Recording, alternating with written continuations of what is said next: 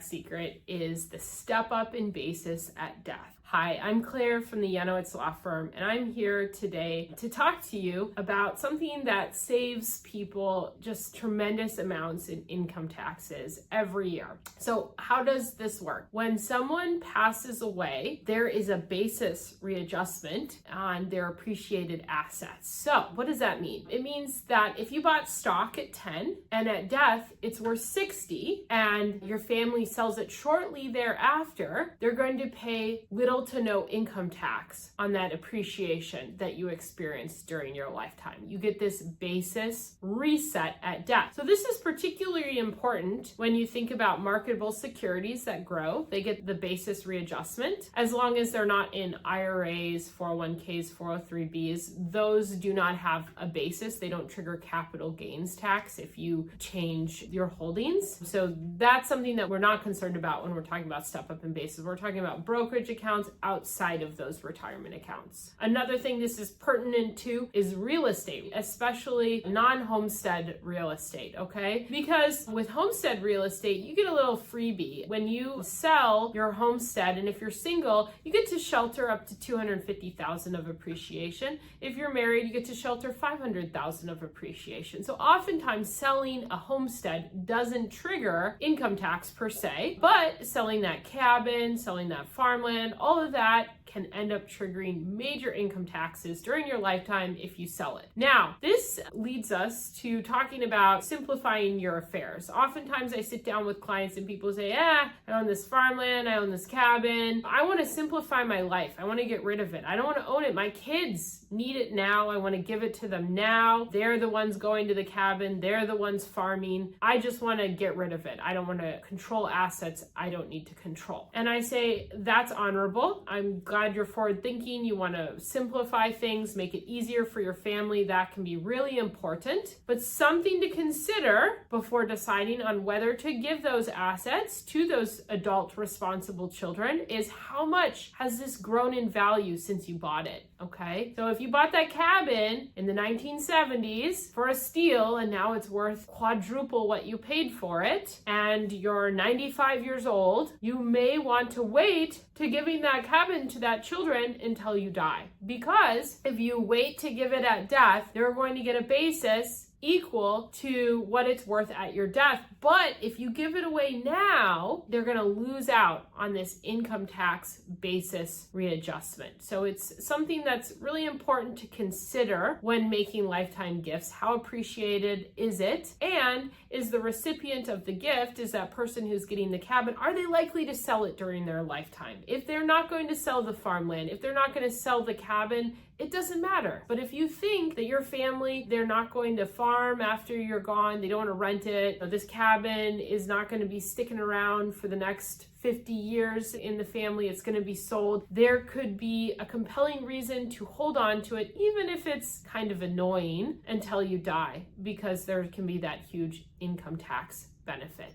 If you have questions about gifting, we're here to help you troubleshoot, solve, get all your questions answered. Give us a call. Our number is 507-252-8997. Thank you.